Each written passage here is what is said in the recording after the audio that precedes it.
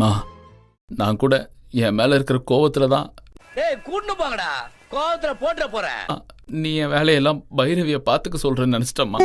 அதாவது வாய்க்கு வந்தபடி எல்லாம் பேசப்படாது, எதா இருந்தாலும் நியாயமா பேசணுமா இல்லையா? பைரவி என்ன புரிஞ்சுக்கணும்னு தான் நீ இதெல்லாம் பண்ணியிருக்கன்னு நினைக்கும் போது ரொம்ப சந்தோஷமா இருக்குமா.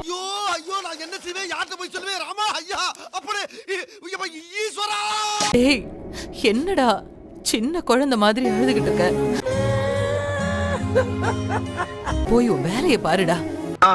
பைரவிய பிரிஞ்சு உன்னால ஒரு நிமிஷம் கூட இருக்க முடியாதுன்னு எனக்கு நல்லா தெரியும்டா. என்ன ஒரு புத்திசாலித்தனம்.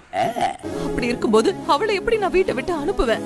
நீ சொல்றதெல்லாம் வாஸ்தவம் தான்டா, ஆனா அதுக்காக என் உயிரை கொடுத்தாவது அவளை நான் உன் கூட சேர்ந்து வாழ வைப்பேன். எல்லாரும் போடா போடா, உன்னெல்லாம் ஒண்ணும் பண்ண முடியாது. சரி சரி, எனக்கு நிறைய வேலை இருக்கு, நான் வரேன். சரிம்மா. அவ்வளவுதானா? அவ்வளவுதான். மறக்காம சர்ப்ரைஸ் பண்ணுங்க. தேங்க்யூ.